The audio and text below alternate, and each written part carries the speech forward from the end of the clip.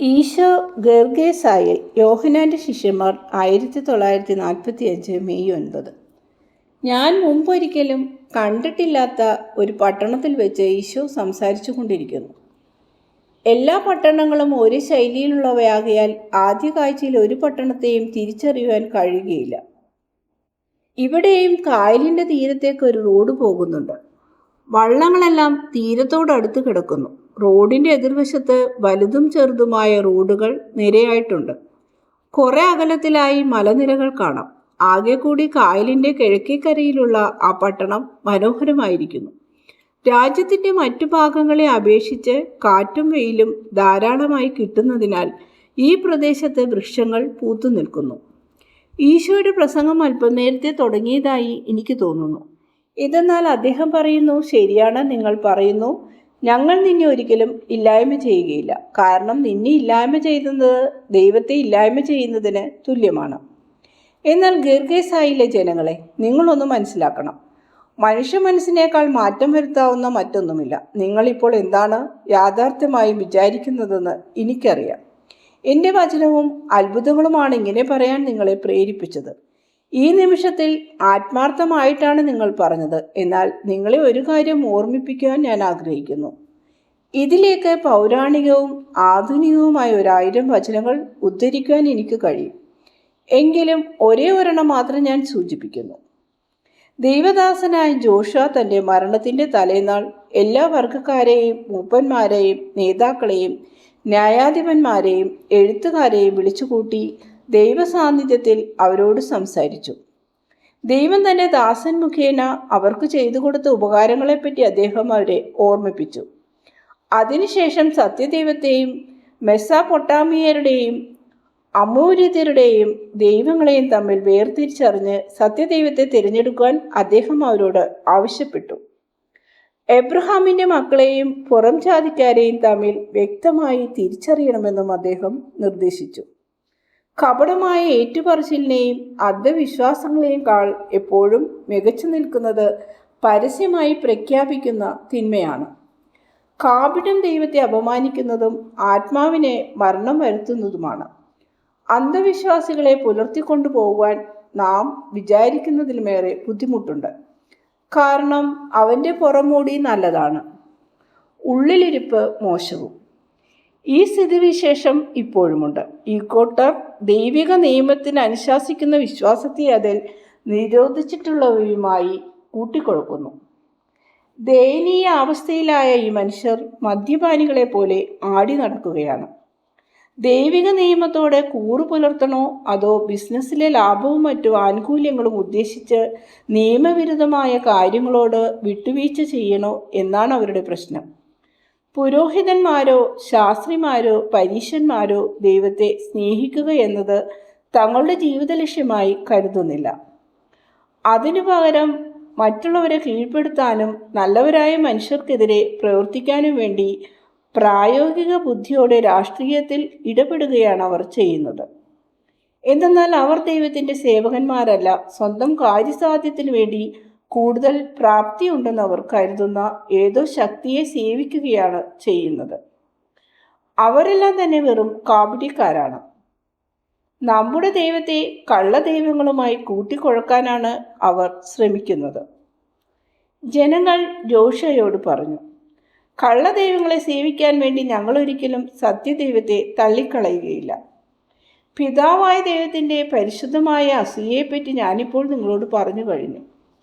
പൂർണ്ണ ഹൃദയത്തോടും പൂർണ്ണ മനസ്സോടും കൂടി നാം പിതാവായ ദൈവത്തെ മാത്രം സ്നേഹിക്കണമെന്ന് അവിടുന്ന് ആഗ്രഹിക്കുന്നു.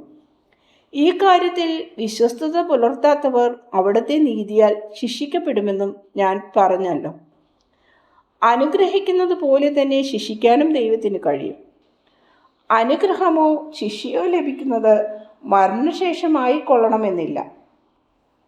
അല്ലയോ ഇസ്രയേലേ, നിങ്ങളെ ഫറവോയുടെ പിടിയിൽ നിന്ന് വിടുവിക്കുകയും മരുഭൂമിയിലൂടെ സുരക്ഷിതമായി കൊണ്ടുവരികയും ശത്രുക്കളുടെ കയ്യിൽ നിന്ന് പൂർണ്ണമായും അനുഗ്രഹത്താൽ മഹത്വം ബഹുമാനവുമായ ഒരു രാഷ്ട്രമായി വളർത്തുകയും ചെയ്ത ദൈവം നിങ്ങളെ നിങ്ങളുടെ പാപത്തിൻ്റെ പേരിൽ ശിക്ഷിച്ചിട്ടില്ലേ?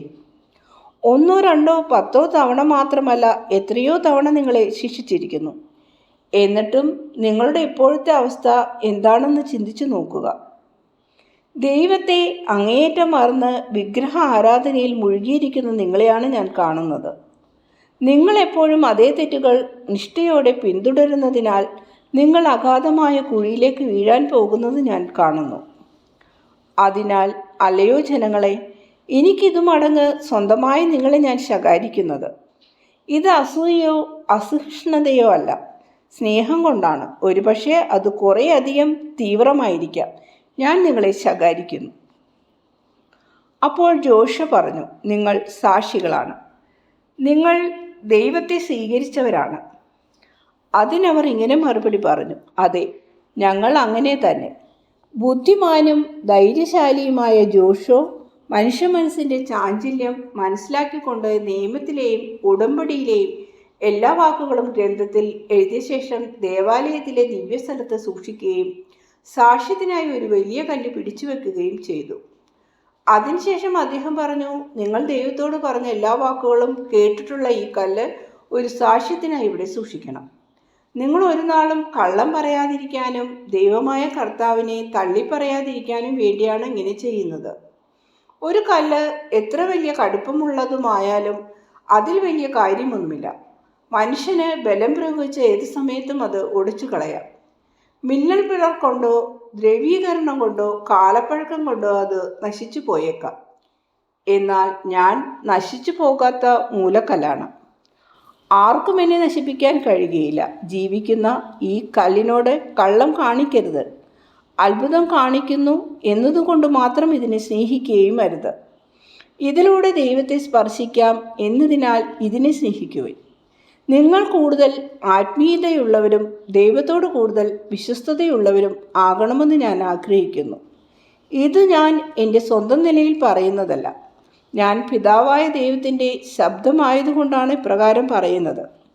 നിങ്ങൾ എന്നെ ഉപദ്രവിക്കുമ്പോൾ എന്നെ അയച്ചവനായ പിതാവിനെയാണ് നിങ്ങൾ ഉപദ്രവിക്കുന്നത്. ഞാനൊരു മധ്യസ്ഥനാണ്, പിതാവാണ് എല്ലാം. ഞാൻ നിങ്ങൾക്ക് വാഗ്ദാനം ചെയ്യുന്ന വിശുദ്ധ കാര്യങ്ങൾ നിങ്ങൾ സ്വീകരിക്കുകയും വെച്ചു പുലർത്തുകയും ചെയ്താൽ നിങ്ങൾ ദൈവത്തെ പ്രാപിക്കും. നിങ്ങൾ സ്നേഹിക്കേണ്ടത് ഈ മനുഷ്യനെയല്ല, ദൈവത്തിൻ്റെ മിശിഹായെയാണ്. ഞാൻ ചെയ്യുന്ന അത്ഭുതങ്ങളുടെ പേരിലല്ല നിങ്ങൾ എന്നെ സ്നേഹിക്കേണ്ടത്. നിങ്ങളെ വിശദീകരിക്കുന്ന ആത്മാർത്ഥതയും ഉദാത്തവുമായ അത്ഭുതം ചെയ്യാൻ ഞാൻ ആഗ്രഹിക്കുന്നതിലായിരിക്കണം. എല്ലാവരെയും അനുഗ്രഹിച്ച ശേഷം ഈശോ ഈ വീടിൻ്റെ നേരെ ചുവടുകൾ വെച്ചു.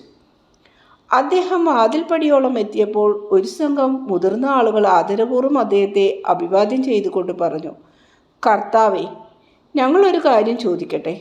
ഞങ്ങൾ യോഹന്നാൻ്റെ ശിഷ്യന്മാരാണ്. അദ്ദേഹം എപ്പോഴും അങ്ങയെപ്പറ്റി പറയാറുണ്ട്. കൂടാതെ അങ്ങ് ചെയ്യുന്ന അത്ഭുതങ്ങളുടെ പ്രശസ്തിയും ഞങ്ങളുടെ പക്കൽ എത്തിയിരിക്കുന്നു. അങ്ങയുമായി പരിചയപ്പെടാൻ ഞങ്ങൾ ആഗ്രഹിക്കുന്നു. അങ്ങ് ഇപ്പോൾ പറഞ്ഞതൊന്നും ഞങ്ങൾ കേട്ടു.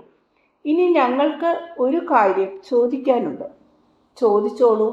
യോഹന്നാൻ്റെ ശിഷ്യന്മാരാണെങ്കിൽ നിങ്ങൾ ഇപ്പോൾ തന്നെ നീതിയുടെ മാർഗത്തിലാണ്.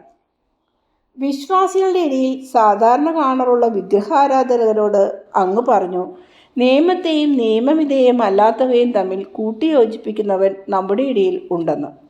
എന്നാൽ അവിടുന്ന് ഇത്തരക്കാരുടെ ഒരു സുഹൃത്താണല്ലോ.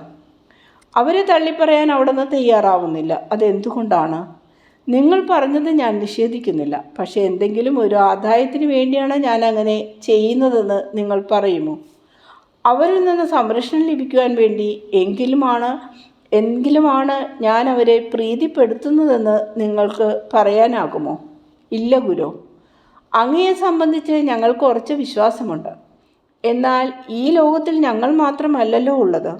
മറ്റുള്ളവർ തിന്മയിൽ മാത്രം തൽപരരാണ്. അവയെ ഉപേക്ഷിക്കണമെന്ന് നാം പറയുന്നതിൽ അവർക്ക് താല്പര്യമില്ല. പുറം ജാതികളെ സമീപിക്കുന്നതിന് വിശ്വാസമായ കാരണം അങ്ങ് ഞങ്ങൾക്ക് പറഞ്ഞു തരണം. ഞങ്ങൾക്കറിയാനും മറ്റുള്ളവർ ഞങ്ങളുടെ സാന്നിധ്യത്തിൽ അങ്ങയെ കുറ്റപ്പെടുത്തുമ്പോൾ മറുപടി പറയാനുമാണ് ഈ ചോദ്യം ചോദിക്കുന്നത്. മാനുഷികമായ നേട്ടങ്ങൾക്ക് വേണ്ടിയാണ് ഇങ്ങനെ ചെയ്യുന്നതെങ്കിൽ അത് തെറ്റ് തന്നെ. എന്നാൽ നമ്മുടെ ദൈവമായ കർത്താവിൻ്റെ പക്കലേക്ക് നയിക്കുന്നതിന് വേണ്ടി ഒരാൾ അവരെ സമീപിക്കുന്നത് തെറ്റല്ല. അതാണ് ഞാൻ ചെയ്യുന്നത്.